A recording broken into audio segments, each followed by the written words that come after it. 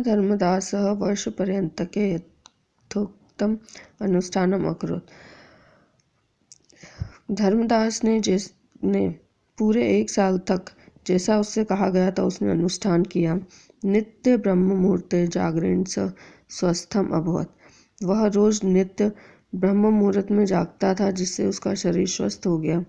तेन नियमेन पोषिता पशुः स्वस्था जातः। और रोज नियम से पशुओं को खाना मिलने से वह भी हष्टपुष्ट हो गए। अधुना गावः महिष्य च प्रचुर दुग्धम अयच्छन्। और उस वजह से उसके जो पशु थे वह भी अधिक और दूध देने लगे। तस्मिन् वर्षे तस्य क्षेत्रेषु प्रभुतम अन्नम उत्पन्न अभवत अतः गृह धनधान्य अभवत। और उसके खेत में भी अधिक फसल हुई जिस वजह से उसके घर भी धन्य धान्य से भरपूर हो गए।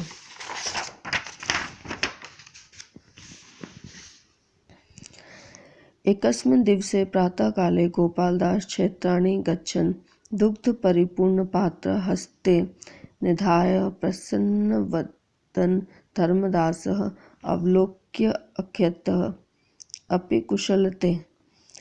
एक दिन सुबह प्रातःकाल वह अपने क्षेत्र की ओर जा रहा था। गोपालदास क्षेत्राणि गच्छन्। गोपालदास अपने खेत की ओर जा रहा था जब उसने देखा कि धर्मदास के हाथों में दूध से भरे हुए बर्तन हैं और वह उसने कह रहा है, बात कर रहा था, अपि कुशलम ते, अब मैं कुशल हूँ। वर्धते किम तो अनुष्ठानम, उस अनुष्ठान की मदद से जो तुमने मुझे बताया था। किम तो महात्मा समीपे मंत्रार्थः गमिष्यसि। तो गोपालदास ने उससे पूछा कि क्या तुम महात्मा के पास मंत्र के लिए जाओगे। धर्मदास प्रत्यवदतः। उसकी बात सुनकर धर्मदास ने उससे कहा, मित्र गोपालदास, वर्ष पर्यंत परिश्रम कृत्वा मया इदं ज्ञातः यत् कर्म एव स सिद्धि मंत्र है। मित्र गोपालदास, उसने अपने मित्र से कहा कि 1 साल परिश्रम करने के पश्चात मुझे यह ज्ञान हो गया है कि कर्म यानी मेहनत करना ही वह सबसे बड़ा सिद्धि मंत्र है।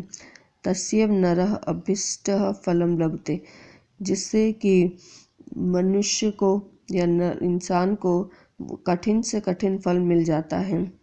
तस्यैव प्रभावेण अध अहम पुनः सुख समृद्धि च अनुभवामि। इसके प्रभाव से मैं फिर से सुखी हो गया हूँ, समृद्ध हो गया हूँ। एतत् श्रुत्वा प्रसन्न संतुष्ट च गोपालदास यथास्थान अगच्छत। यह सुनकर प्रसन्न होकर गोपालदास वहाँ से आगे की ओर चल दिया। सत्यम उक्तवत्, सत्य ही कहा है। श्रमेण सिद्धि लभते मनुष्य, जो मनुष्य मेहनती होता है वह सभी चीज़ें सिद्ध कर लेता है, हासिल कर लेता है।